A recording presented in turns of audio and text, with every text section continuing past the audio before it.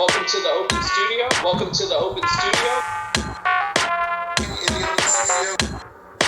Welcome to the open studio.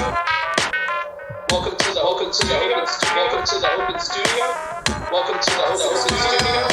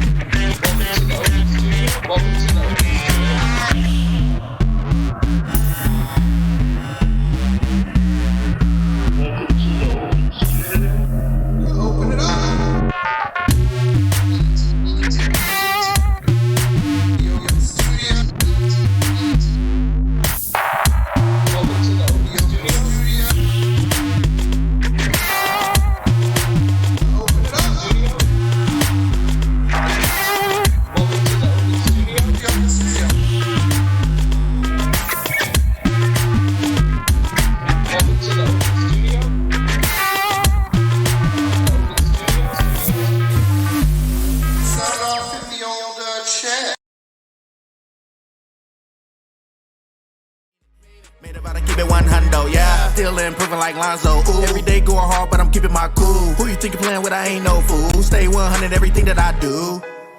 Hey, I gotta keep it 100. What's up, guys? Thanks for coming to the Open Studio presents Ross W. Berman the Fourth, Where the Light Don't Reach. Honestly, I've known Ross Berman for a few years now. I think his music is brilliant. I think he is amazing. I think he's a fun dude. So I think it'll be fun to talk to him live on the stream. But yeah, his new album came out earlier this month, Where the Light Don't Reach. Like I said, he's got a ton of music up on his Bandcamp, so check that out. There's links to that in the description. But this newest album is out there too. I think it's brilliant, and we're going to listen to it from top to bottom tonight. We'll be taking little breaks to talk to Ross in between, and then we'll do a little interview at the end to wrap up too. But I think this is a great primer for the album. If you haven't heard it yet, definitely tune in through the whole stream. We'll play the whole thing, and if you have, listen to the album, well, congrats, you get to listen to it again. But I think definitely go out and grab it right after this. You'll want to hear it. I've listened to it since it came out at least 3 or 4 times top to bottom. So, and that wasn't even show prep. I just wanted to jam to it. So it's a great album. So you'll check it out. It'll be fun. And thanks for coming out to this Present show. If you've been here before, you've probably seen one of our variety shows. We have one of those coming up next week. And just like those shows, this show, even though it's kind of condensed guest-wise, we just have one guest, Ross, and we're featuring him. Just like all our other shows, it's all user-generated, you know? These backgrounds are from Jackie Manti, our intros from Michael Gow. We got Michael Garrity and Stephanie Duffy directing the show. So if you want to do a Dimension, you want to be a guest on the show, either a show like this or a variety show, we have links to submit. And even if you just want to follow us as an audience member, definitely subscribe to the Twitch channel. But also just get on our Discord. You can find out how to submit to the show. You can just have other conversations with the other art fans, so you don't even need to necessarily be a performer or a creative type. Just if you like talking about shit, get on the Discord. So there's links to Ross, there's links to this show, there's links to the Discord, there's links to everything. I think there's even links to me. If you want more of me, how could you not go down to the links in the Discord? But I think that's about all the business up top. Michael Gow does such a good intro. He gets you a lot of the text up top, so we can get right to the fun stuff. So I'm gonna bring on Ross for a minute here, and then we'll get straight away into the album. And I'm just gonna sit on this patio in New Buffalo, Michigan, until the neighbors yell at me, and smoke this Black and Mild and listen to some of the best music I've heard this year, and talk to one of my buddies. So let's bring on Ross real quick. I feel the pain throughout my neighborhood, from an enemy that might be me. Hi everybody. How's it going? Hey, what's up, Ross? Thanks for coming on, man. Thank you for having me. have you done anything fun during quarantine? I got back into smoking Black and Milds like I used to in high school. That's been my thing. I've been cooking a lot. I've been, I got a Dutch oven, a cast iron skillet, and that's really all you need. So I've been just making. I saw you turn into a steak guy on Instagram. Oh yeah, I love it. I'm a full-on meat guy now. I can do pulled pork, I can do brisket, I can do steak, I can do all the stuff. I'm gonna be have a whole new side hustle when I can finally have people over. Are you going full carnivore? Are you doing the Jordan Peterson thing? Oh God, no. I'm still making sure you get some carrots in there and some some potatoes. I'm not gonna go full Jordan Peterson, have a colon full of raw meat until I'm near death in a Russian hospital or something. I know that was the fun. I mean, and I know he had other problems that probably didn't help, but I love how he was like, yeah, I'm doing all meat and I feel great. Also, I almost died in Russia. No big deal. Still sticking with the steak. Also, this is my daughter tweeting for me because my brain's a little screwed up from the steak. Yeah. Also, I caught COVID. Okay. Anyways, I'm back. I'm teaching you how to clean your room. I am Jordan Peterson. Frozen is racist, or whatever he's talking about. But Ross, let's we talk about Jordan Peterson. I guarantee for 3 hours. Maybe we'll put that in the lineup in May as its standalone show. But for now. Let's talk about your album. I just want to give you however much time you want to take to intro it, and I think we'll just get right into it and start listening to it. And I think that'll be the fun part. But anything you want to tell people to kind of introduce this, just kind of give people a little prologue to what they're about to hear. I mean, the best way to put it is this is it's an album that is full of just bad vibes and dark totems of our weird screwed up society. There's legal speed freaks. There's all kinds of just characters in this, and so be prepared to if you feel like you need to laugh, just laugh, because it's just so much easier. Hell yeah. And so we'll be playing a few songs and then we'll talk to Ross and back and forth. If you've been to one of these present shows, it'll be kind of similar in format to those, just with music instead of video. And the way we have it designed, I think we'll be bopping up and down on the screen right behind the music. So you'll get to see us bopping along, because I want this to be like a fun thing, again, because it is music. It's a little different experience than kind of, I don't know, maybe what you're trying to replicate with video is sitting quietly in a theater with your friends. But now I want to kind of, I don't know, let's all bop along together. So you'll see me and Ross listening. You'll see, you'll listen in the chat, and hopefully you'll be bopping along at home, and we'll have a fun time. So, all right, this is Ross W. Berman IV, Where the Light Don't Reach. We'll kick it in the first track. I think we've got 4 tracks to kick off, and we'll see you back here after that. So thanks for coming on, Ross, man. This is going to be fun. Cheers. Shit, piss, fuck, cunt, cock, sucker, motherfucker, tits.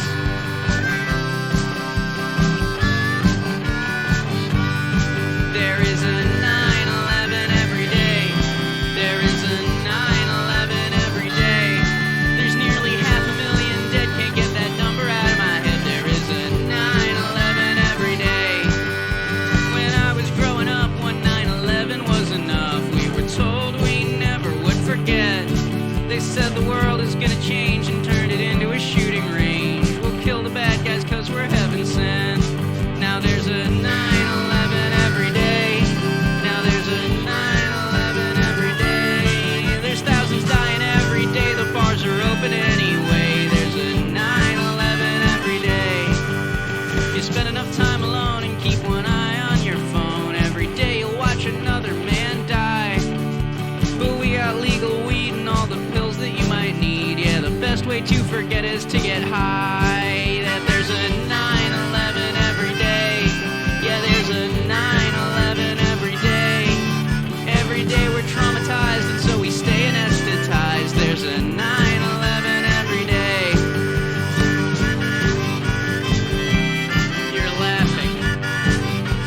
There is a 9/11 every single day and you're laughing.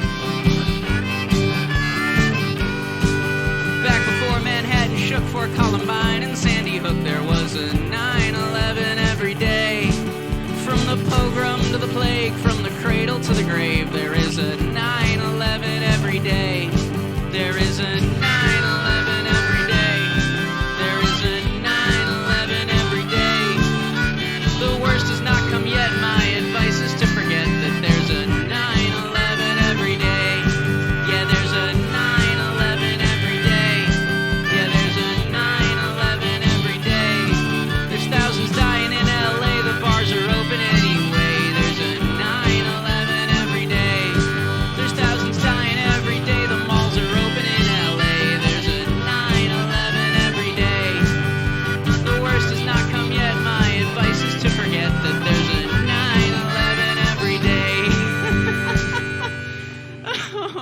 fuck, we're all gonna die.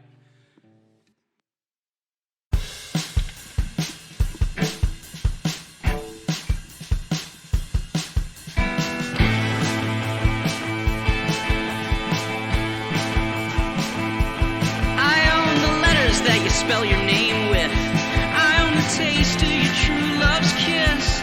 I own the colors of the leaves on the tree. Yeah, I own the land and the sky and the sea. I own the blanket you were brought home in. I own your family, I own your kin. I own the soil where you dug your grandpa's grave. I own the world and so it's mine alone to save. Yeah, it's all mine. It's all mine.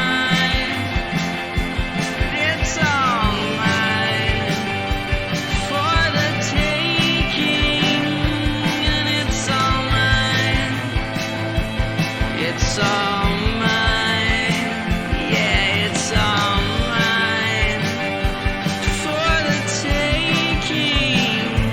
I own the queen and I own the crown jewels. I own the jails and I make all the rules. I own the cross and the crescent moon, and I'm collecting my royalties soon. I own Caesar, I own Kubla Khan. I own Simon Legree, I own Uncle Tom. I own the factories, I bless the rains. I own the world and I'm putting it in chains. And I wanna sell you on selling yourself. And I wanna sell you on selling yourself. I'm Jeff Bezos, I'm Bill Gates, I'm the de Medicis, I'm the Fates. I own the poem and I own the poet. I own the tree of life and I'm never gonna grow it. I own the present, I own the past. I own the future for as long as it'll last. I own knowledge, I own time. I own the world and it's all mine. Yeah, it's all mine. It's all mine. It's all mine for the taking. And I wanna sell you on selling yourself.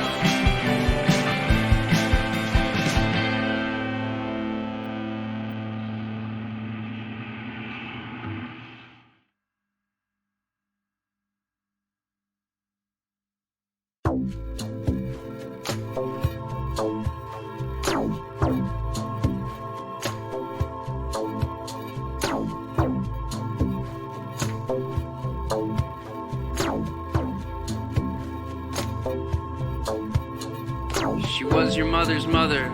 She taught your mother how to play.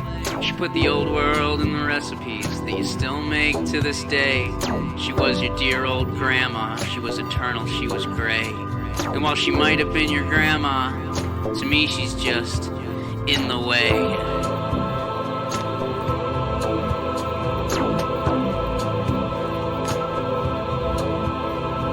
He was your favorite uncle. He taught your father how to laugh.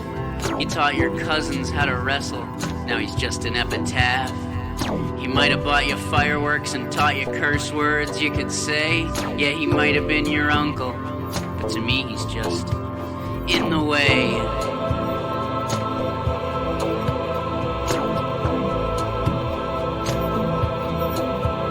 In the way of my machinery, in the way of my life of ease. If you're on the tracks of my trolley, I'm gonna crush your body with glee. Yeah, let us get it over with, this lazy genocide. If you're in the way of my money, you got no business being alive. They might have been your family. They made your house a home. They made you a part of something. They made your life a poem. They might have been your family, even in dysfunction and disarray. Yeah, they might have been your family. But to me, they're just in the way.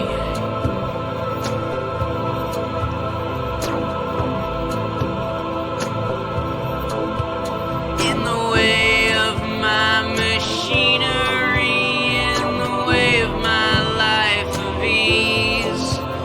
If you're on the tracks of my trolley, I'm gonna crush your body with glee.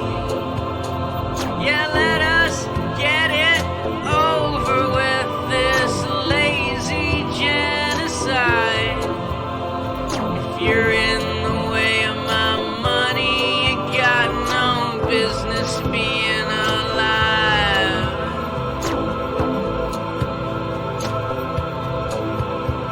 And ding, ding, ding went the trolley, and we all went straight to hell.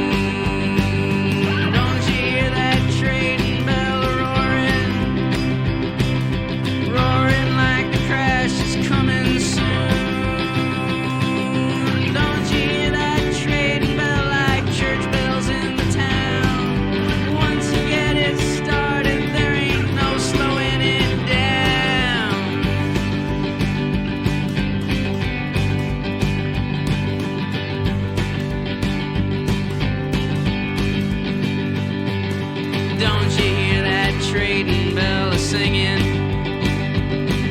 singing like a chorus from on high.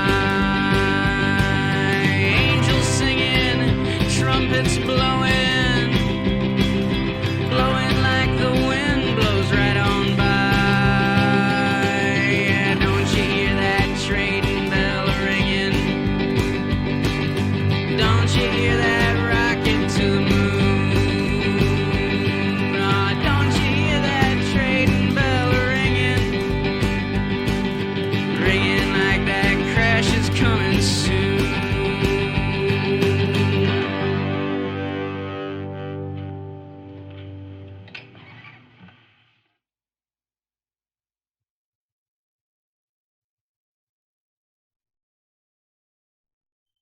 All right, Ross, we're back. We listened to the first 4 tracks off the album. So I guess what I wanted to ask you, just kind of like to start things off, kind of just a kind of overarching question, and I think people could definitely glean this from these first 4 tracks. So I remember you were tweeting about this a few weeks before the album dropped, and you're like, "This album's really dark. This has been a tough year. I'm kind of," you even like apologize. You're like, "I'll do fucking happy songs next album, but this album." I gotta tell you, man, this whole album, but especially, I mean, you'll see as people listening, there's tone shifts for sure. There's slower songs, faster songs, but when I heard there's a 9/11 every day, I remember my wife was like, I think in the other room, but she could hear it, and I was just like, I'm gonna be listening to this song all summer. This is the jam. Like, this is a jam, and I guess that's like we were talking about before the stream started. Are these songs dark, or do you have to calibrate yourself to a new type of fun? Because I feel like that's what I've calibrated to. So to me, this is an album of summer jams, just from the context of a post-apocalyptic, post-capitalist America that we're all living in. What is when you call this album dark, are you perceiving it as yourself looking at your art, or as the actual creator of it? Both. I really do. I think it is a fun album. I think especially with tracks like I got sent a video of a baby dancing to There's a 9/11 every day. Yeah. But it's about the levity, and I think the kind of the fun that happens in this album can't happen without the darkness that has been enveloping us for like the past year, because it is an album about 500,000 people just sitting by helplessly watching 500,000 people die, watching people protest injustice, watching people kind of grind themselves to the bone, trying to figure out some kind of hustle in this new normal that we're all in. And that's a very dark, terrifying thing. But humanity is the kind of species that when we get really bogged down, we either break or we laugh. Like I maintain that if I could have done anything with this album, the cover would have just been that meme of "I'm going to become the Joker" that everyone shares. Right. Whenever something goes wrong on Twitter, you'll see a picture. It doesn't even need the caption anymore; just the face of Joaquin Phoenix, and people get it. Like there is something about our current society that's breaking people, and that is both dark and terrifying, and also kind of hilarious because it's been going on for so long that it's now slapstick. I mean, there was literally a point where a 9/11's worth of people were dying every single day, and the world just went on. And as someone who I was 10 when the towers fell. I was 10 when we decided that we were going to be the police force for the world, and we were going to make sure that these 2,000 or 3,000 people didn't die again. And now we're at the point where 500,000 people are dead, and it's just, get over it. Life goes on. The world is terrible. And from the macro sense, maybe. I mean, and honestly, a 9/11's worth of people died during the pogroms that sent my ancestors from Russia to North America. Like it's been happening since time immemorial. We're a cruel, cruel species sometimes. 100%. And I think that kind of touches on another thing I want to ask you, which is like, man, I think I think of something like a CCR, where those are songs clearly inspired by Vietnam, but you can listen to them now. Like they're still good, just enjoyable songs. You can kind of let that wash over you and enjoy it in the present time. And I feel like even more so now, especially with like social media, TikTok, and these kind of short form platforms, it's like content of the moment is more present than ever, but also more disposable than ever. But I feel like your music, you somehow make a great balance, like some of those 60s records that you can still listen to now, of like stuff that is, I mean, you literally have a song about like the wildness of Wall Street, which I'm not saying Wall Street hasn't. It's not even, that's not even Wall Street. That's just literally the meme stocks. That's just literally that's what I'm saying. The way that the micro of those meme stocks show that we're all just living in a casino. We're all just living in Vegas. But to me, that's like a great example. That's something that just happened. And you have a song about it. So it's very of the moment, but it doesn't feel disposable. Like, how do you make that balance of being like relevant to the moment, but not making something that people go like, oh yeah, I remember when that happened. Okay, bye. It's like, I mean, it's about that macro. It's about making, if you're going to do a song about the fact that there's a 9/11 every day, it can't just be about the past year. Cause like I personally had a terrible year, but there are people who had a terrible decade. Right. There are people who have had a terrible 50 years. There are people whose families have had terrible there are things can be worse. And so it is about looking at the darkness and finding finding that crack that's in everything, as Leonard Cohen used to call it. That's a great way to put it. Something that me and my wife have always said, over the last like 6 months towards the second half of this year is like, this sucks, but this is honestly probably the easiest national tragedy we could have gone through as Americans. Like, I just had to stay inside for a year. I could be definitely dead knowing my capabilities on a beach in Normandy if we would have been World War II people or whatever. So it's like, this one was just order Grubhub, tip good, don't go crazy, remember other people like that. Right. That's the whole thing. It's like, that's the mask thing, is you either are caring about other people or you're not. You're either on the trolley or you're under it. Like that's, and then the next 4 songs that we're about to hear are about kind of being so in it that you don't even have time to look around. You don't even have time to look in that macro that helps you find the light.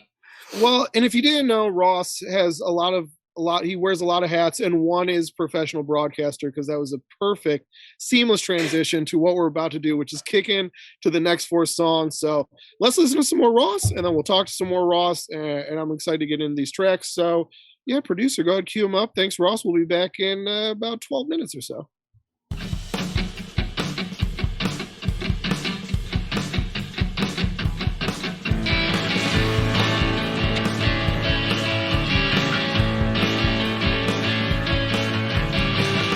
Speeding through the city, and I'm speeding through my life, and I'm speeding through the city, and I'm speeding through my life, and I get tripped up on your gentrified spaces, and I get tripped up on your kings and queens, and I get tripped up on your black and white places, and I get tripped up on all your gossip magazines, and I'm speeding through the city, over all these black and white spaces, over town, over the condos in the warehouse district, and I'm holding it down, and I'm speeding through the city, and I'm speeding through my life,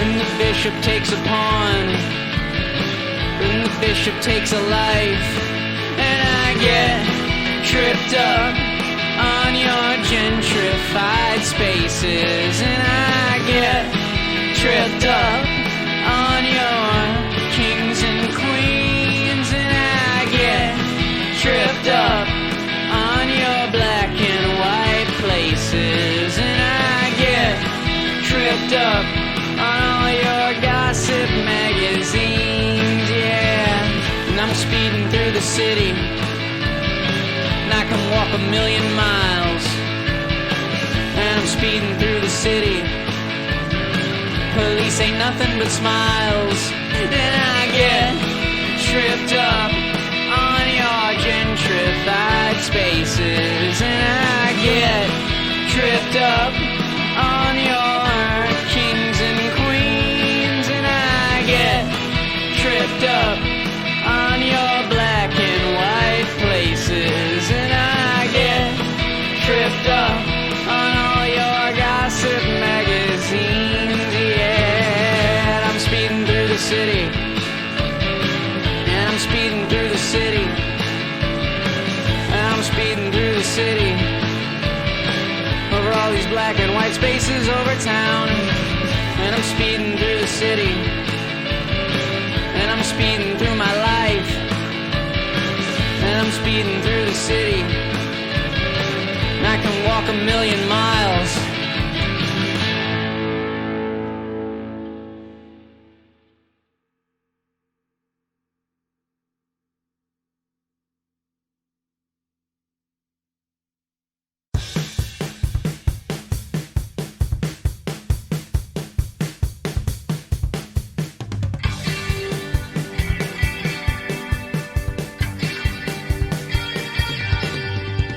Going down to Clarksdale, I'm gonna flag a ride. Going down to Clarksdale, yeah, I'm gonna have a time. Going down to Clarksdale, yeah, I'm going Mississippi way. Going down south, baby, won't be back for days. Going down to the crossroads, I'm gonna shake that big man's hand. Going down to the crossroads, I wanna be a big successful man. Yeah, I'm going down to the crossroads, I'm gonna learn those wicked ways. I'm going down south, baby, won't be back for days. Going down south, honey. I'm going down south, girl. I'm going down south, baby. I'm gonna learn how to rule the world. Going down south, baby. I'm going Mississippi way. I'm going down south, honey. I won't be back for days.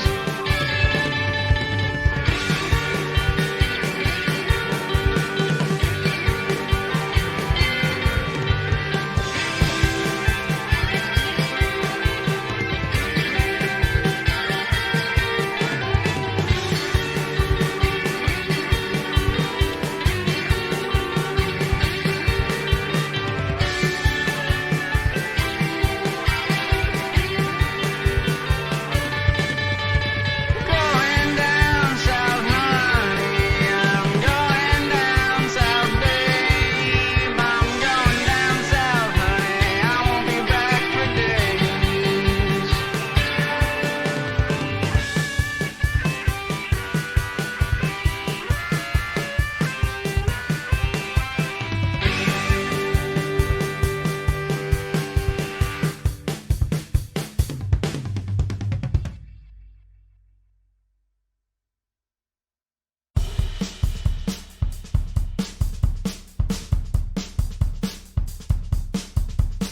I was born on the outside, honey, with nothing much to do. I was born on the outside, honey, but I'm scratching my way through. I learned magic, I learned stories, and a song that never ends. Let's play doctors, let's play lawyers, let's play the grown-ups while we play pretend.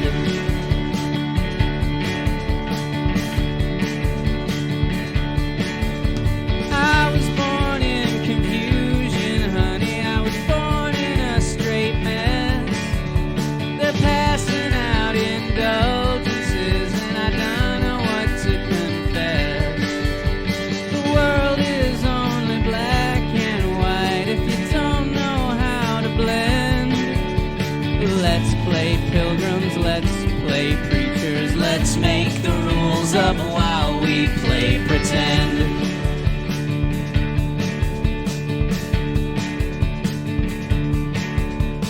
I'm taking power now, my darling. I'm clutching the nuclear codes. It's a coup, it's treason, it's blasphemy. It's the highest rated episode. I'm giving out some medals. I'm pardoning all of my friends. Let's play generals, let's play senators, let's kill kill the king and say it's all pretend.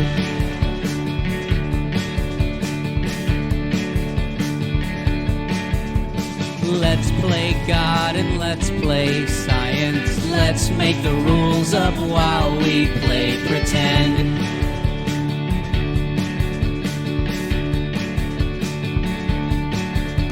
I'm in the main event, my darling. I'm bleeding for the gold. I'm the world champion philosopher, fighting the wisdom of the old. I'm quoting Stone Cold 3:16, keeping kayfabe till the end. I'm kicking ass and taking names and saying fuck you while I play pretend.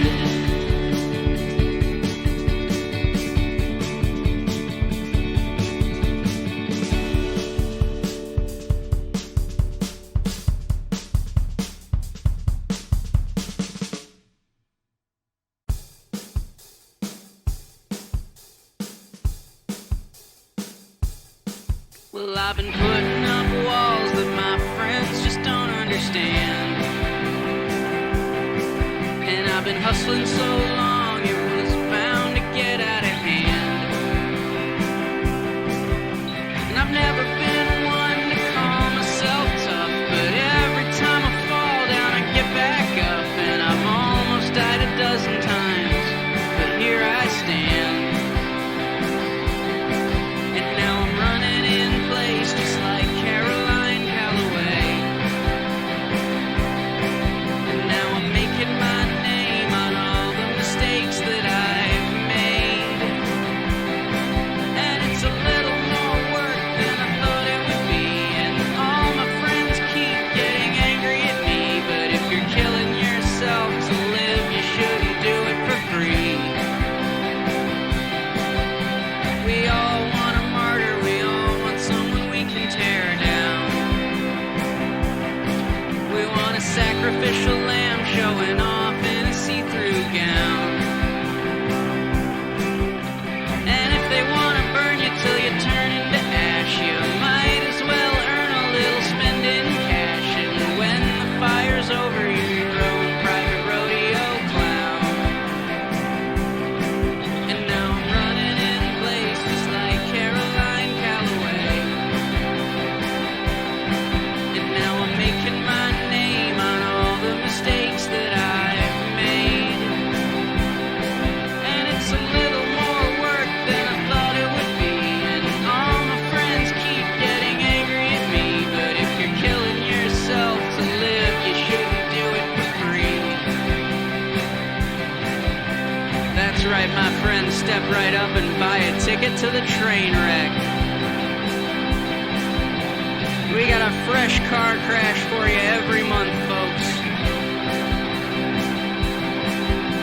And don't forget to like and subscribe so you can be in what I like to call the splash zone, baby. It's gonna get messy.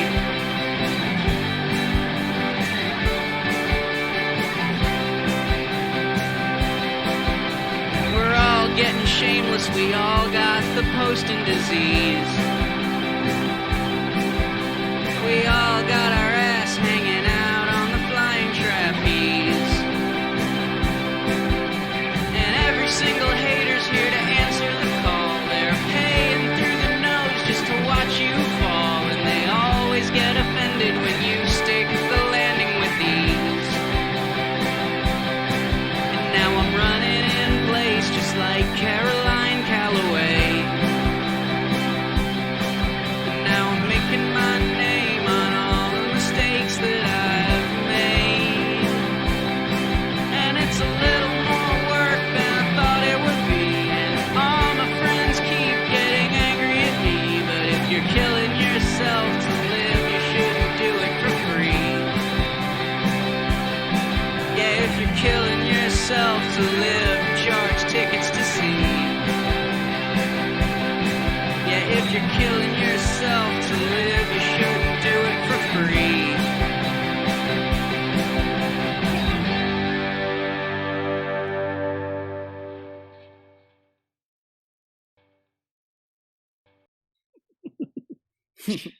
There we go. So Raw, so we do have one question in the chat. I'll get this one out first. So is the album all about butts where the sun don't shine? I don't think so, but that I'll let you answer. You are the artist. The album contains multitudes, and I think in a lot of ways it is about the ass end of society. It is about the fact, like, I'll use the last song as a good example. We are now at the point where I don't care who you are, I don't care how old you are. You have at least one Instagram friend that you know exactly what they look like naked. You didn't ask to, it just shows up in your feed. Yeah. And so there's this part of society that is obsessed now with showing ass, literally and figuratively. And so it is kind of about stumbling through a world that maybe, our institutions didn't prepare you for. If you went to public school, you're not prepared for the real world. If you went to college, you're only prepared for some of the real world. And even if you went to graduate school, depending on what you graduated in, there's not going to be a job waiting for you. Like it's a very it's a hustler economy right now. Caroline Calloway is a good example of that. This is a woman who went to Cambridge. She graduated from Cambridge. She went to Phillips Executor, which is not a Bush League prep school. Like this is someone who was primed, frankly, for the big time.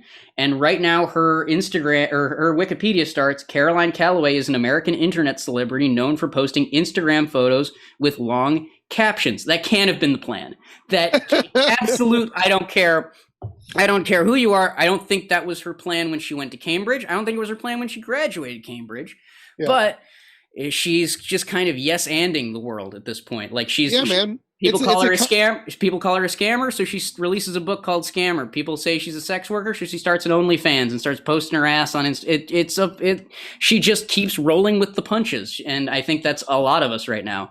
A lot of us are doing that. It's a con economy, man. It really is, and it's the heyday of the scam. And I kind of, some kind of weirdos, their kind of true crime thing is like serial killers or something. My true, I love any kind of fraudster. I think fraud is the most fun crime. I've always wanted to be one. I have frauded on minor levels in the past. I've never had the guts to go full. R.I.P. Bernie Madoff. Yeah, dude. How is he not the hero in that story? He's the hero. If anything, he just proved he didn't have enough investors. Exactly. Yeah, so I love a good fraudster, and that's where we're at. I mean, that's the only way to make money is to find a con. Yep. And I don't know, I respect it. I think this is a good slab of songs, but also this in combination with the first four, and it's kind of maybe related to the last thing we talked about before we got into this last chunk, which is, I've heard a lot of people like describe your music as kind of like throwback-ish, just because you have that kind of like, folk aesthetic and even that folk sound a little bit. But I don't know, man. When I hear it, I get what they mean. But again, like we talked about, I hear that inspiration, but I couldn't find your music any more modern. And I love it for that. So I'm just wondering for you, what do you listen to? Do you listen to more like kind of older music, or do you listen to more current music, or really is it kind of like a blend? It's a complete blend. I mean, I don't think no one listens to one or the other now, because you're either on Pandora or you're on Spotify. Like we all kind of live in our own interests. Honestly, recording this album, I was listening to the most recent Bob Dylan album a lot, Rough and Rowdy Ways, which sounds nothing like this. A lot of the writing was inspired by like really old songs. Like I got a song on here called "The Street Where You Live" that was, writing it was literally just trying to riff on that old victim own, how all at once am I several stories high, now that I'm on the street where you live, that kind of stuff. Yeah. And so I think because I'm a 30-year-old folk singer who even before I picked up the acoustic guitar and really started putting that twang in my voice, I was never with it. I was never hip. And so I try to operate outside of now. I want to take the stuff that's real old and I want to make it new, and I want to take the stuff that's new and make it real old. That's why the last album I've got, an old blues song about medical marijuana, and on this one I've got, modern songs about, but in that way, I don't know what it is. It's something about your songwriting. I think your songwriting is so I don't know, it just feels very modern, even when you do use, like, I do feel like some of the word choices sometimes maybe do sound a little throwback, and definitely some of the sounds, but it really just does seem very like, it just seems very modern. It just seems like a modern person writing it. And I don't know, I just find that very interesting, because I do think a lot of that, you'll have somewhat like the swing revival or the bluegrass revival, or everyone wants to sound like Led Zeppelin for a month or two. And it's like, they really do just sound like they're doing covers, even though they're new songs. Like, there's no new juice in it. And I'm constantly fascinated by the amount of new juice you put into, like, something like you said, like a simple blues progression or a simple like folk chord, like it sounds like a new thing. And I think that's really impressive. So I think a lot of what helped on this album is I had drums for the first time in a long, like I had like drum parts on an old album, on the DIY album, but this one I actually had, like, I had drummers programmed into GarageBand, where like half the songs on the first half of the album, all the songs are set to faster than the human heartbeat, so they give you that little extra kick of anxiety where you're like, it fucks with your adrenaline when you listen to something that fast. And so I think because it was so fast and because it was so speedy, that's what adds that modern kind of edge to it. Because I mean, we live in a stimulant culture right now. Adderall is just methamphetamine that's legal. I'm drinking a 12-ounce Red Bull right now because I'm living in 2 time zones covering Japanese wrestling. Like, we're all strung the fuck out on stimulants.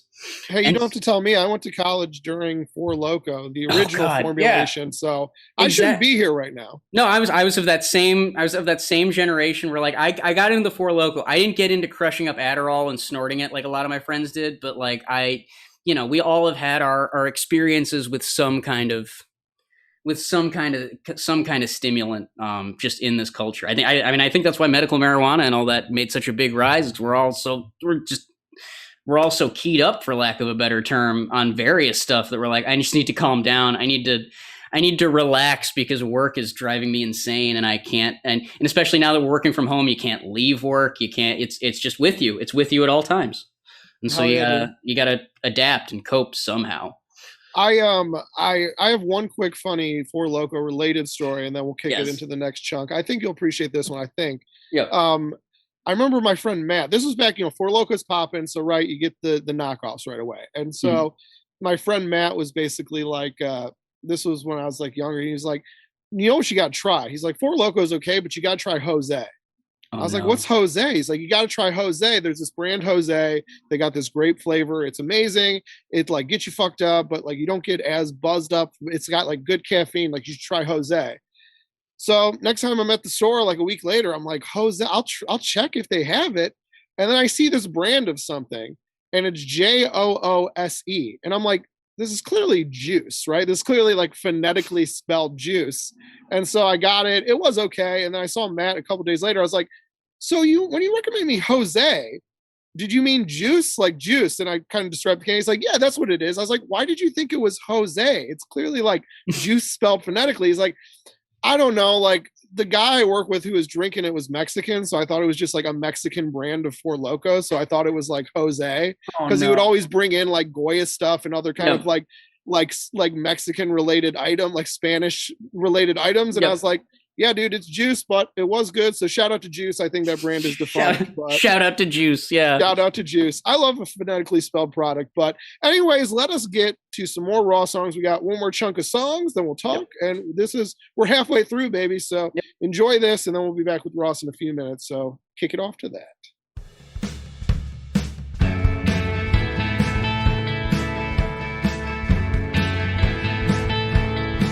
I'm watching people going hungry. I'm watching winter coming through. I'm watching people stroll along the avenue. There's a widow with a baby. There's a beggar in the street.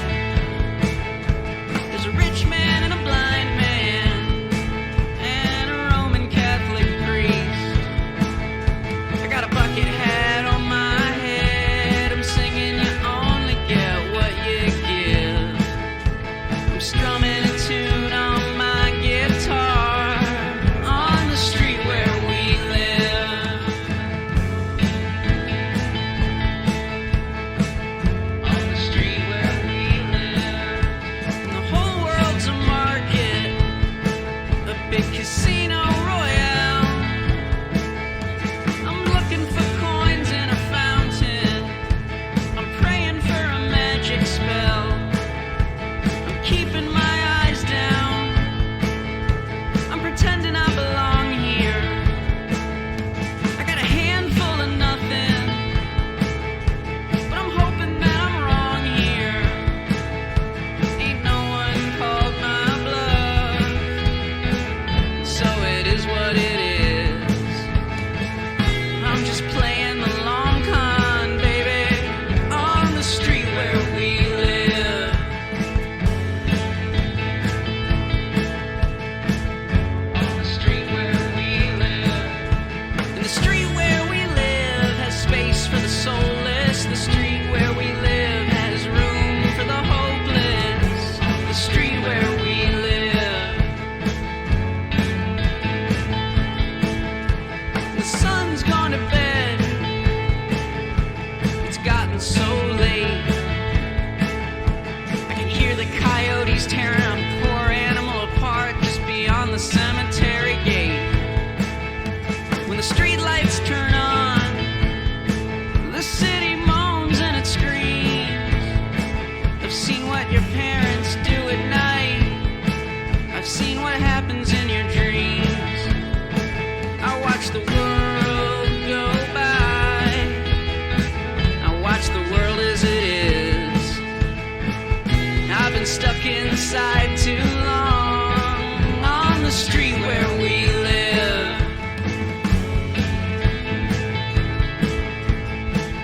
On the street where we live. The street where we live has space for the soulless. The street where we live has room for the hopeless. The street where we live.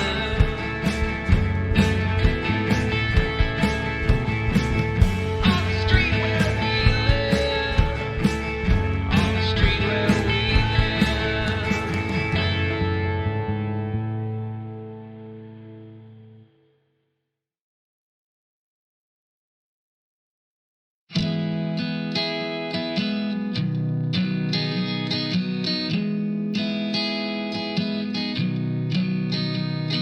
I'm waiting for the train and my skin is pale white. Oh, I'm sorry for the mess. I've been up all night, yeah.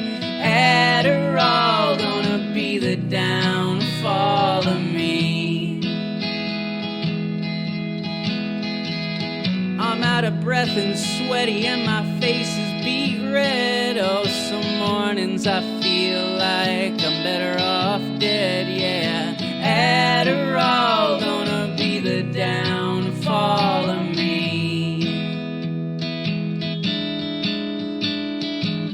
Come here, mama, won't you come here quick? That methamphetamine gonna make me sick. Oh, Adderall gonna be the downfall of me.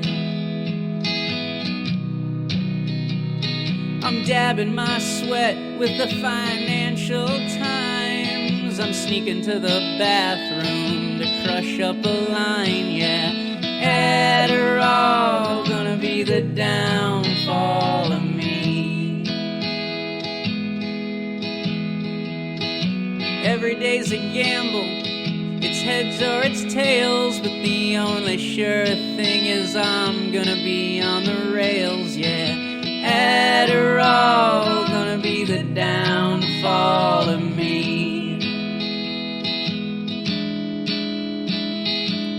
Come here, mama, won't you come here quick? That methamphetamine gonna make me sick. Oh, Adderall gonna be the downfall of me. I got the best doctor that a worker bee could have. He's got a big blank prescription pad, yeah. Adderall gonna be the downfall of me. Oh, I got these uppers so that I don't rust. I'm grinding my back teeth into a fine dust, yeah.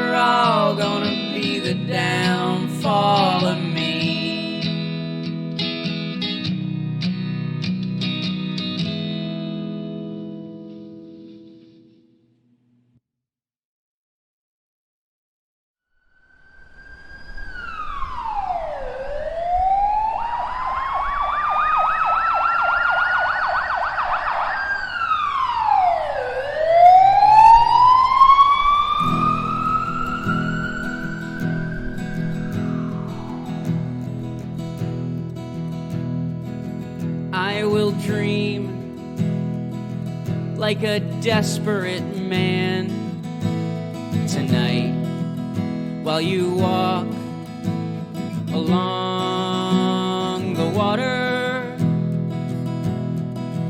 and you'll bathe in your pale moonlight tonight while I bathe in my hunger.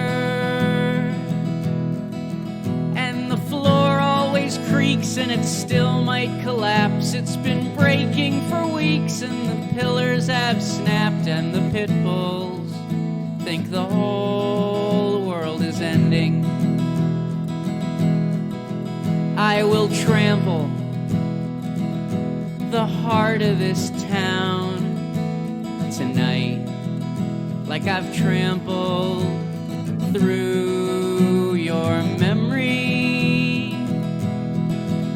And the liquor tastes just like rain tonight, and the baseball addicts are angry,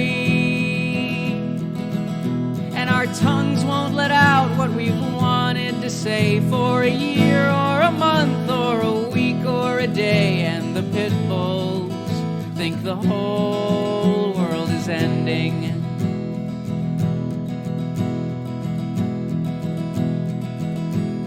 I'll thank God I'm shooting blanks tonight, for the children would surely be screaming while you break under every weight tonight, while I'm miles away and I'm dreaming. And maybe we were gypsies in a previous life, but we stopped being gypsies when I made you my wife, and the pit bulls think the whole world is ending. And the pit bulls think the whole world is ending. Yes, our pit bulls think the whole world is ending.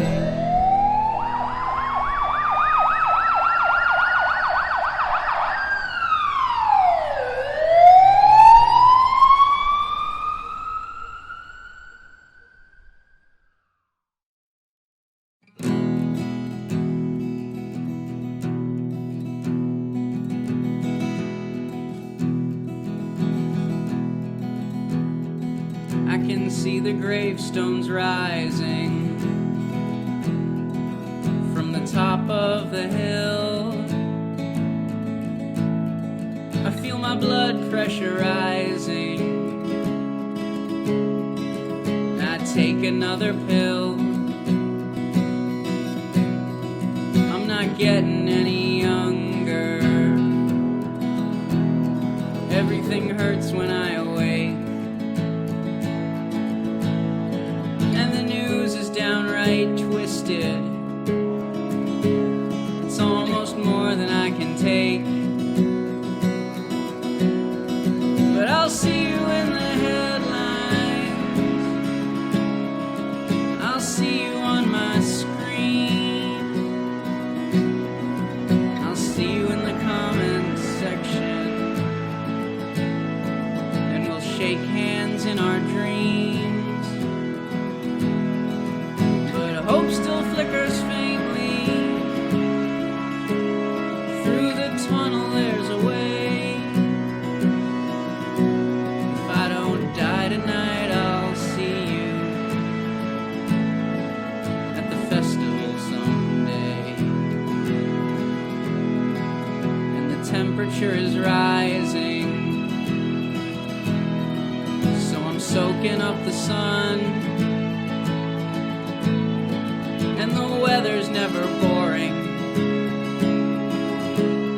In fact, sometimes it's just fun. And the world is never stopping. We're working ourselves down to the bone. working harder than ever, but we're doing it alone.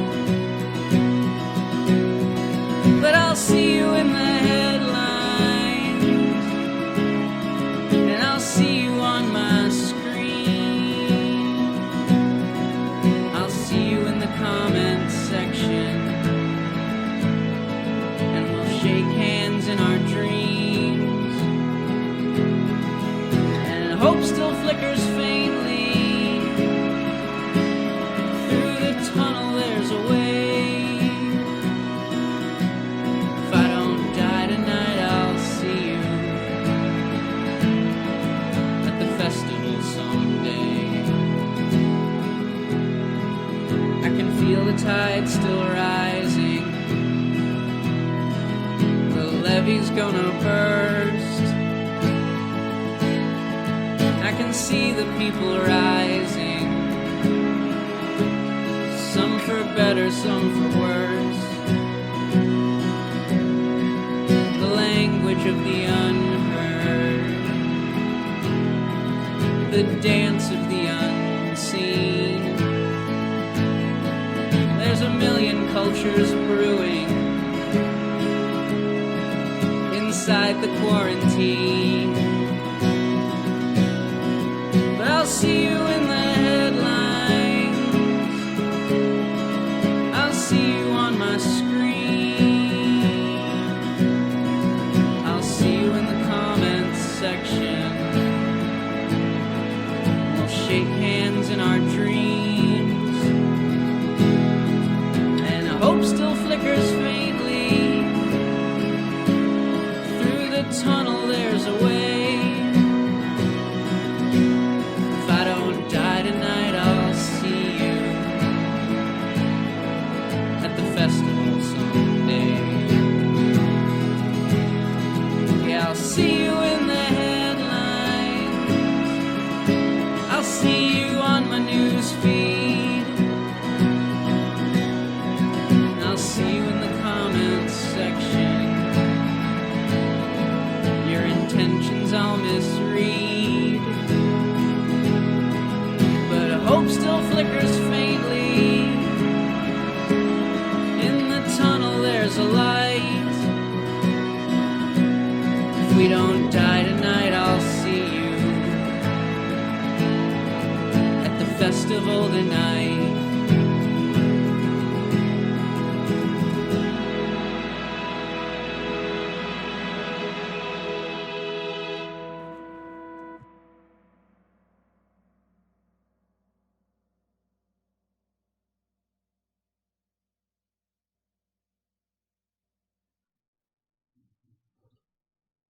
Hell yeah. I love Inside the Quarantine. I think that's another fave jam of mine. I think it's beautiful. I think Shake Hands in Our Dreams is such a, I mean, it really has gotten to that point, right? Like, Yeah. unless you've just been a total animal and like haven't observed like any form of quarantine, which briefly, I think a lot of people have. I think it's overestimated how many people haven't. Right. You just, I mean, luckily I've been quarantined with someone, you know, like I live with my wife. So that's, you have that, but like, man, you do miss like I said, like it should kind of like encapsulate is even just missing just like a shake hand. It's Yeah, it's been I think it's going to be a very long time until we actually process it. But it's been a very traumatizing year. If you've ever, there's a great movie called The Squid and the Whale where there's this kid who he can't look directly at this statue of a squid fighting a whale because it scares him too much. It traumatizes him too much. He has to look at it through his fingers. He needs other people to describe it to him.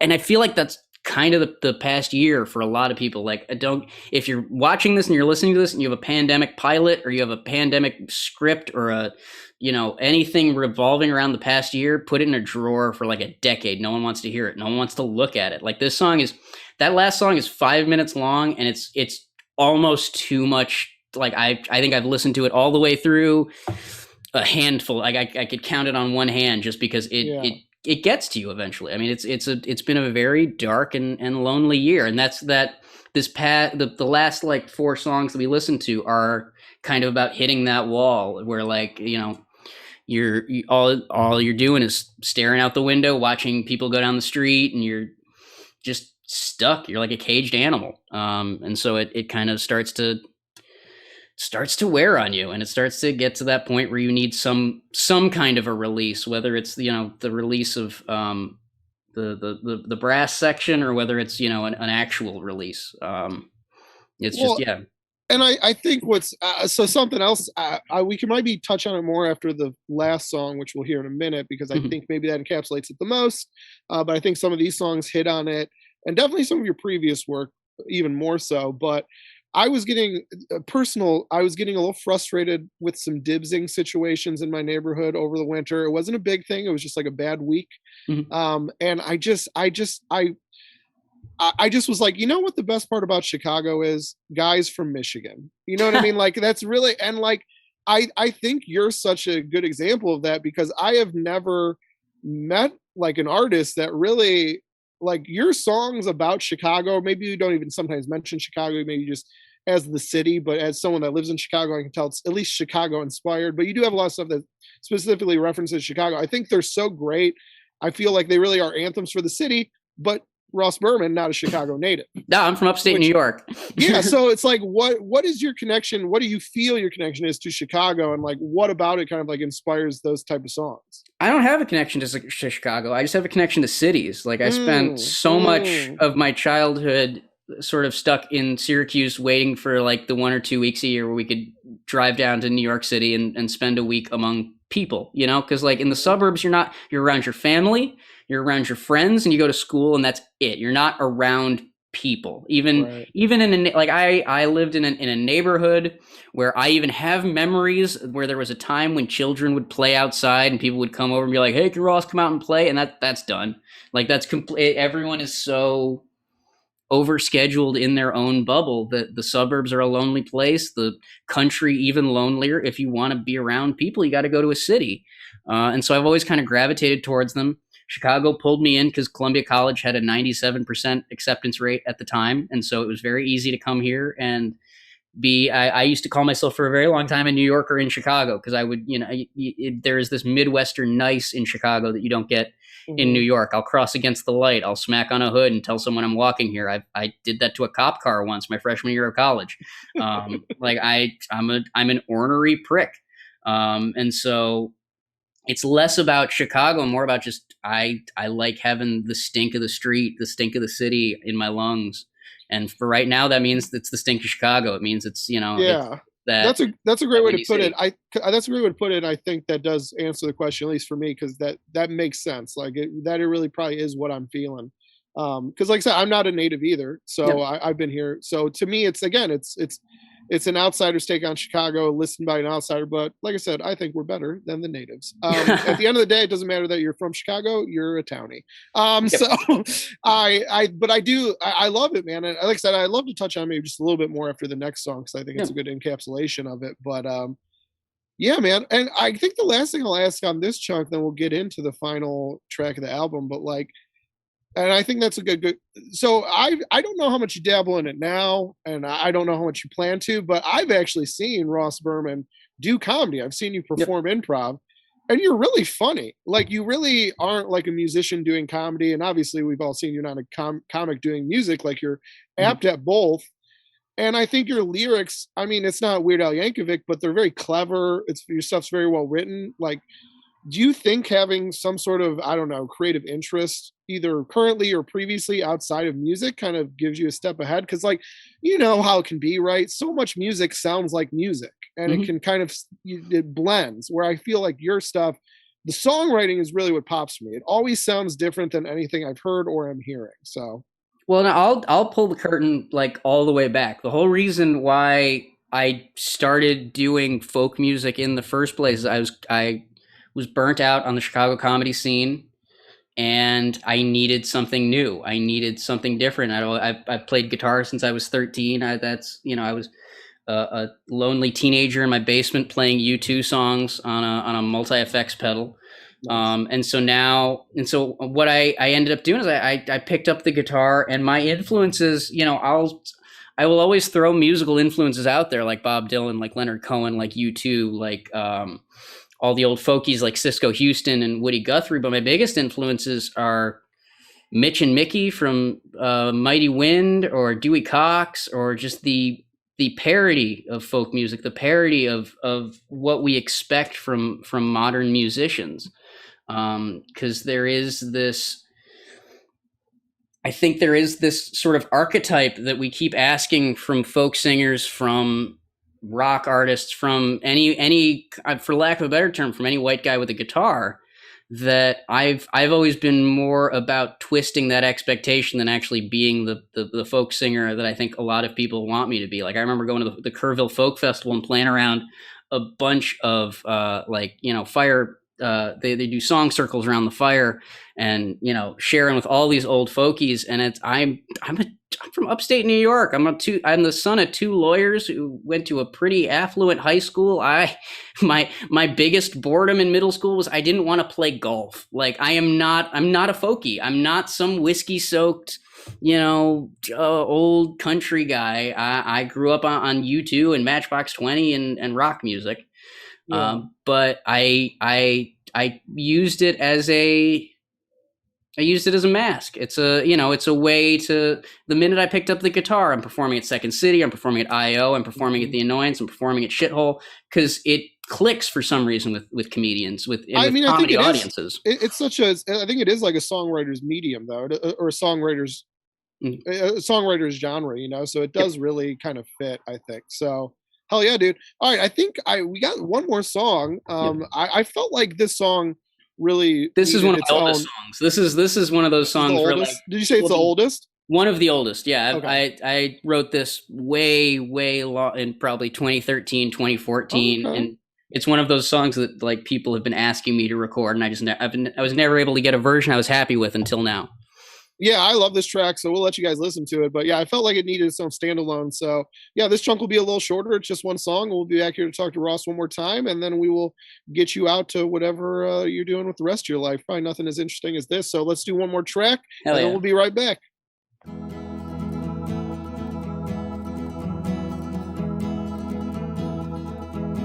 Well, the eggs are on the skillet. The messenger's been stoned. He's bleeding in the alleyway till his manager says go home. Clarinet and banjo, they finally roll that joint. They pass it off to the Russian bear, who then forgets his point. It was something about romance and the nature of mankind, but the Russian bear ain't made a whole lot of sense since Joe Rogan blew his mind. I pass the joint to the messenger, and he says no thanks, my friend. I pass it back to the Russian bear, and the whole damn thing starts again. And the karaoke marathon continues deep inside. No one feels like singing much, 'cause the alleyway's open wide.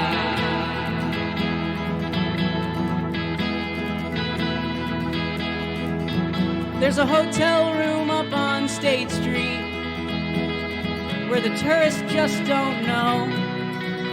You can go 1,000 miles from home, but you'll bring all your troubles in tow. Piccolo and violin, they melt through the lobby sky. They bleed and lead the tourist to some sentimental dive. It's made out of mahogany, everyone knows your name. The tourist bought himself a bottle of whiskey, and between you and me it didn't last the day.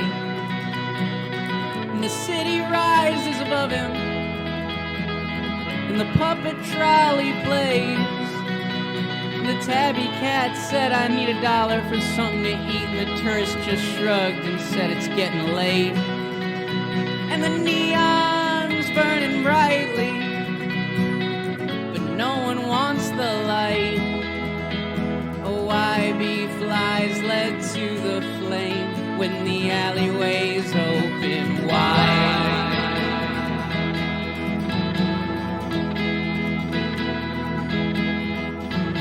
Somewhere deep in uptown, underneath the Lawrence stop, Satine will give you anything that a strapping young man might ever want. She's never made any profit.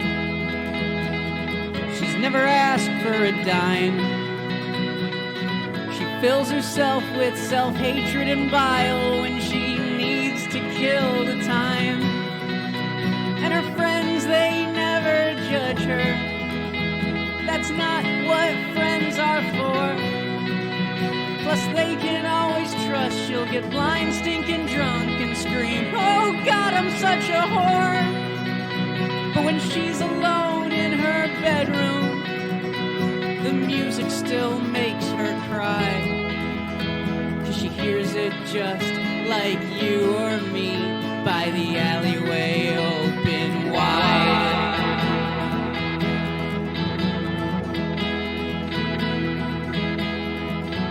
Well, step right up, my friends, it's a penny for the messenger, and it's a dime for the tourist. And if you want sweet Satine, well, then you'll have to tell her you're some kind of hipster or purist. Just tell her that you listen to vinyl. Tell her you'll never touch the skag. And if she asks how big you are, just tell her that she'll gag. There's not much left to say anymore about sweet home Chicago. The alleyway's got answers to questions I never wanted to know. There ain't no John Holmes anymore, and there ain't no Betty Page. It's where everyone's a porn star and the avenue's a stage, and the neon's burning brightly, but no one wants the light. Why be flies led to a flame when the alleyway's open wide?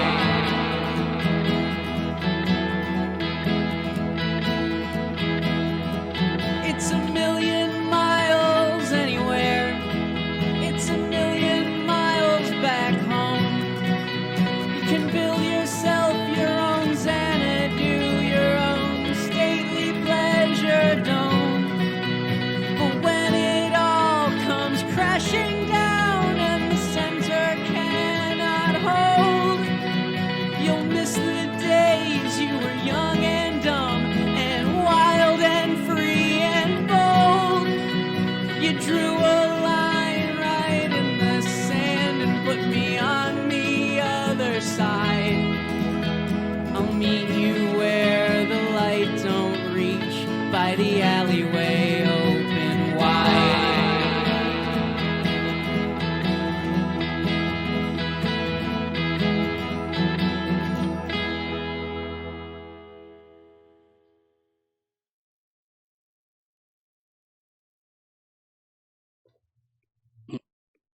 All right, we are back. Last song, album complete. I did miss, real quick, I'll drop this to you, Ross, because I realized I missed it in the chat during our last chat, which was, did you play all the tracks on Adderall?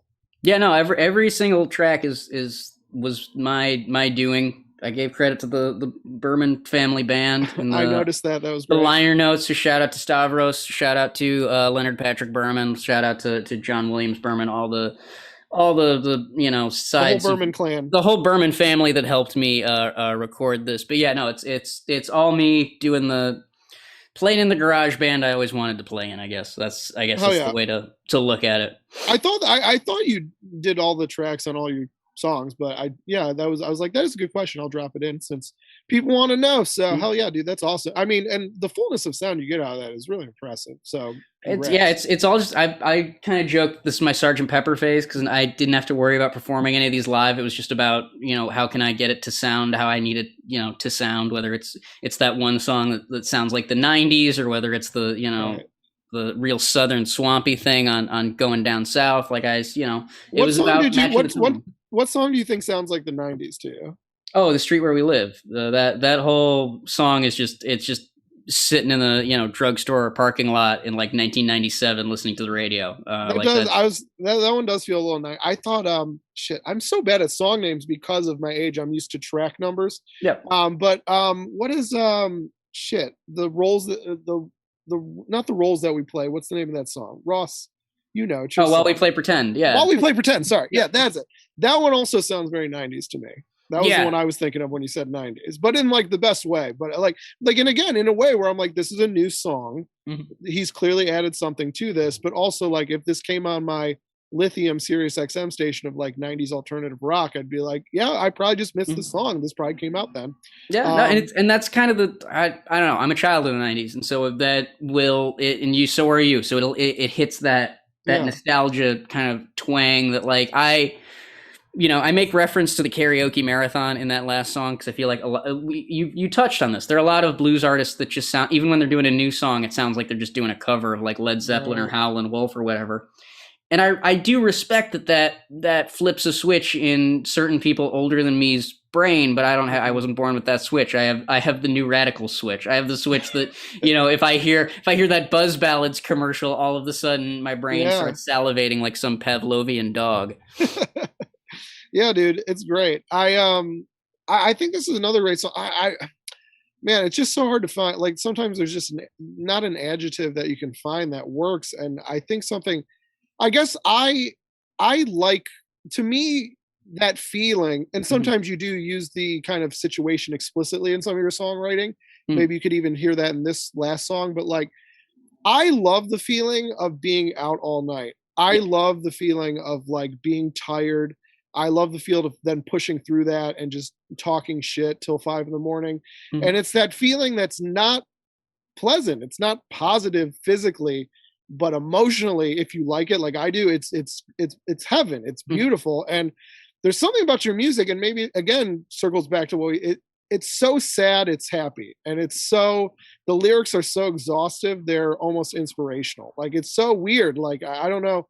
And maybe you're the same way. Maybe that's why you're a Red Bull chugging uptown New Yorker. Maybe you feel the same way, but it's like, I love that feeling. Do you like that feeling? Are you an all night guy? I'm nocturnal. Like that's how I got started covering Japanese wrestling in the first place. Is I was the only one at WrestleZone that kept those hours anyway. I'd be coming home from an open mic at like 2 a.m. and the show would start at 3. It's that simple.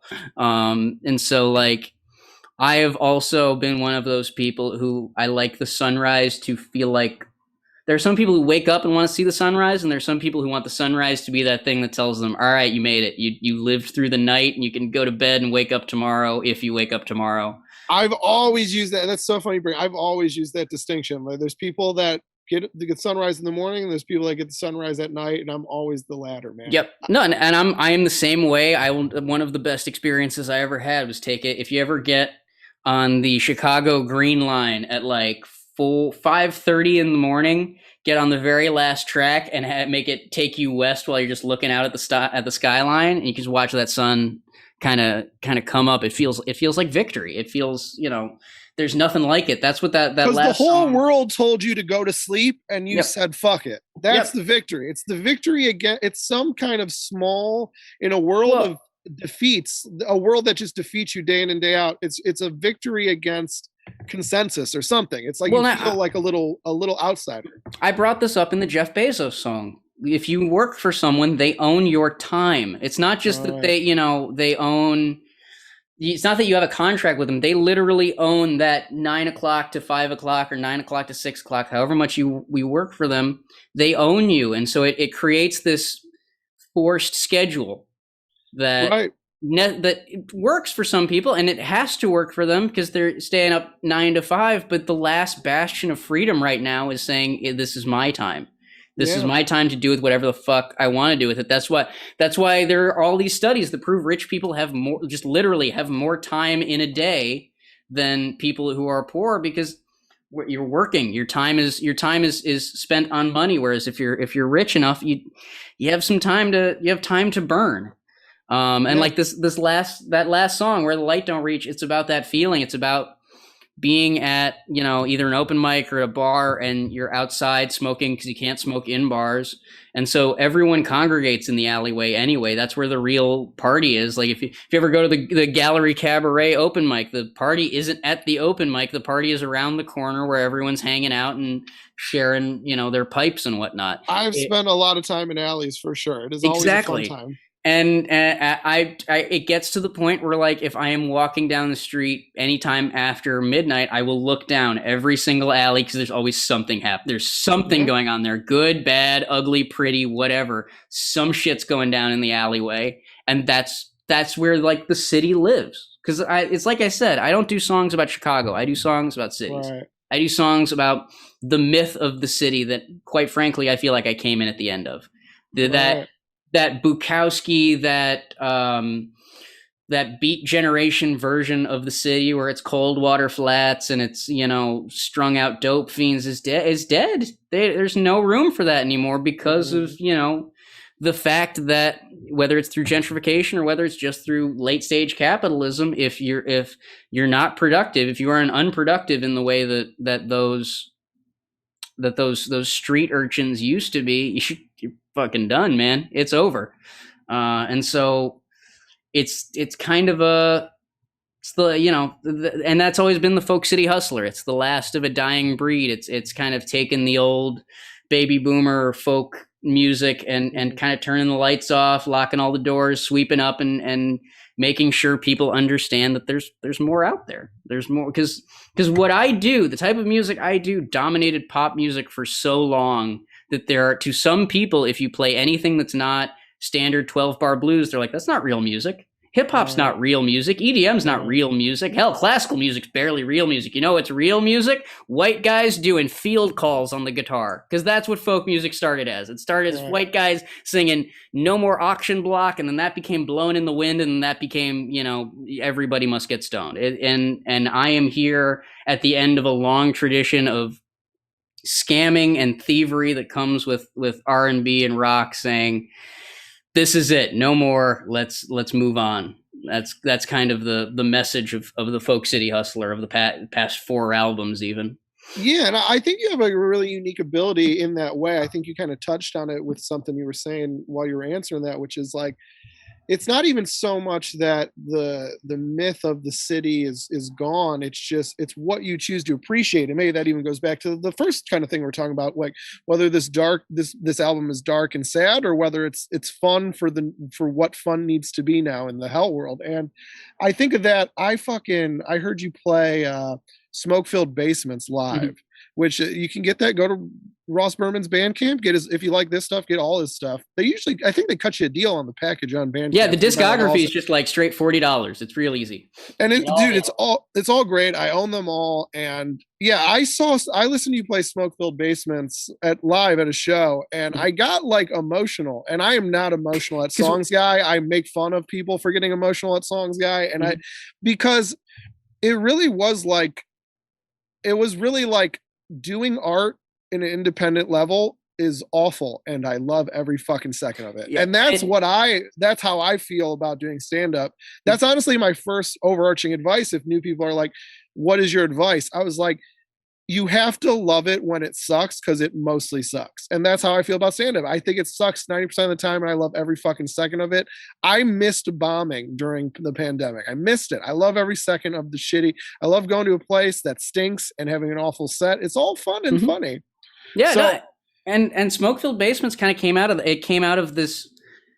I spent what I consider too long in what's known as the DIY community of you know, where you're literally playing shows in house basements and in a lot, like, don't get me wrong, there are places that I think did it completely right. Like the Shithole is one of those DIY spots that really figured out how to make themselves a venue and make themselves a DIY spot. But I was playing so many shows in death traps, man. We're in like a basement where if anything catches fire, we're all dead. And the whole reason we're here is mainly because the people who rented out the house wanted to hit on high schoolers, and they can't do that at a bar. Like that, every time I got deeper into the DIY community, I found another thing that was just gross as hell. And so that's why, you know, I eventually made the album I did, where the cover is just a deconstructed toilet, and all the songs are just nonsense. Yeah. Except for that one song about Jesus Christ, get me out of here before this basement catches fire and I'm stuck fucking and singing for my life.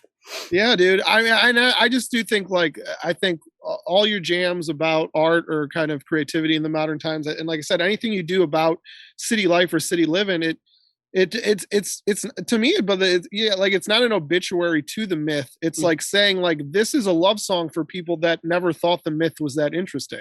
The people that didn't think cities were Asian fusion restaurants, they did think they were drinking in a back alley, which was me. It's what I always loved about cities. It's what I still like about cities. I've always kind of grown up in metropolitan areas, and it's what I love. So I think, yeah, it's like to me, like I think a lot of your songs are love songs to the things no one loves, and I think they're fucking dope. Well, and a lot of, and I'm sorry to cut you off, but No, like no. one of the things that I think that, especially with Chicago, because of the way that the Second City myth permeates Chicago, Second City was the first rock and roll improv. It was the first rock and roll comedy, and so it helped perpetuate this self-destructive myth that rock and roll is just obsessed with, of guys like Belushi, like Farley are the same as guys like Hendrix, like Janis Joplin, of ultimately the culture wants you to destroy yourself.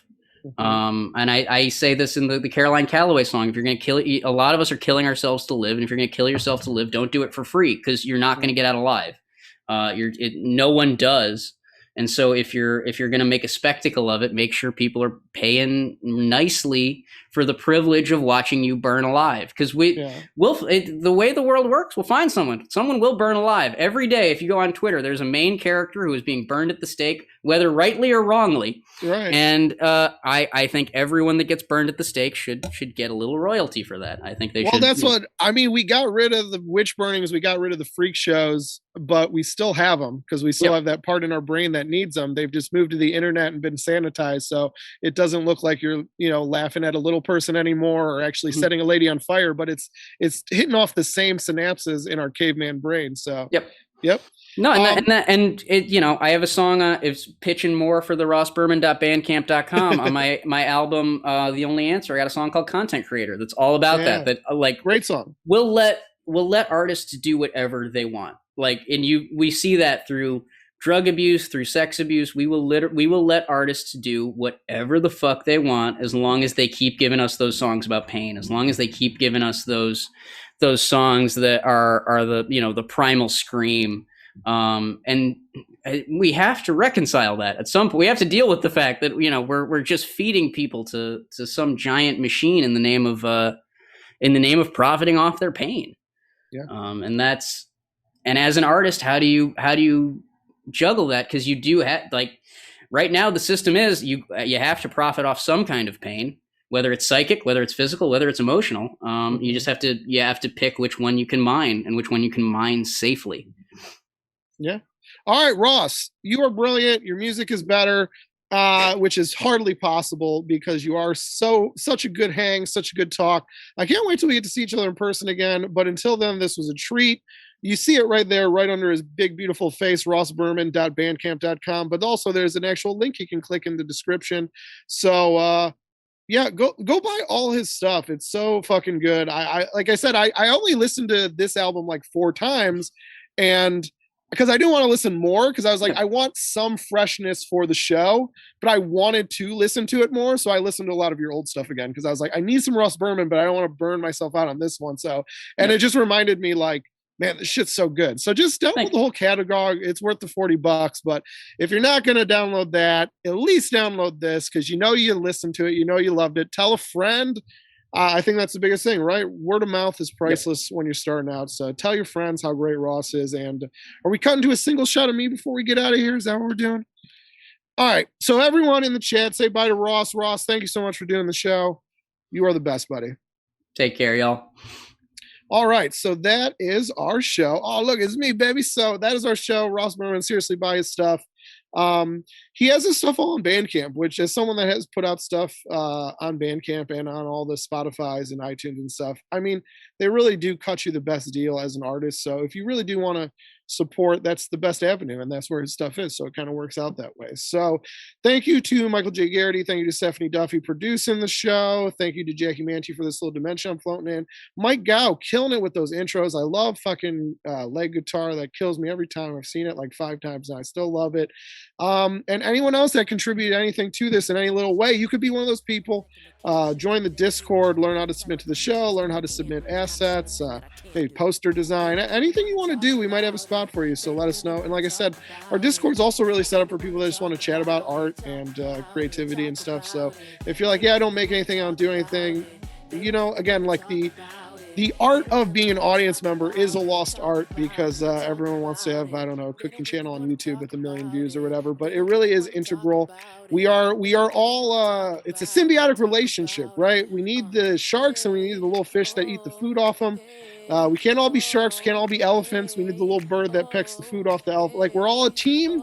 So if you're an audience member, get on that Discord. But I think that's it. We got the next show coming up next week. I think we got a show bam, right to the title card. Awesome. So April 29th, I'll be back. You'll see my face again. And we got Matt Monta, one of my favorites, music, Angel Garcia. Is he doing comedy or magic? Probably both. Just comedy, but he's very magical even when he just does comedy. And then Nick Alonso showing some stuff. So great show. We've had a show every day or every Thursday in April, plus a bonus this last Tuesday. So it's been a good time. So definitely click that follow button. Oh, cool. So just follow us. Follow us on Twitch. That's the easiest way to keep up with us. Are we opening up the Zoom? That's my last question. Yeah, I think we'll probably do maybe till about 11:50 I'm sorry, I'm in the Eastern time zone. We'll do till like 10:50, 11 o'clock. So we won't be on too long, but we'll definitely put the Zoom credentials out like we always do. So, we got 10, 15 minutes. You want to shoot some questions to Ross. You want to just hang out and listen to us talk about the Q documentary on HBO. Whatever you're going to do, we'll post the Zoom credentials. If you log on right away, you might not see my face. I'm going to go pee real quick, but I assure you I will be back in 45 seconds or less. But thank you guys so much for tuning in. I love Ross and I love listening to this album again. It was a pleasure to give it a platform to share it with more people, and I hope you guys enjoyed it. So that is our show. We are out for the night, but we will see you right back here in a week, and I'm sure we'll have great stuff coming up in May too. So click that follow button. See you guys later. Bye. Take out the erasure, try it over again. If this is what you stand for, then you shouldn't be standing. 'Cause we just wanna love more, but your hate never ends. Let's stop the madness.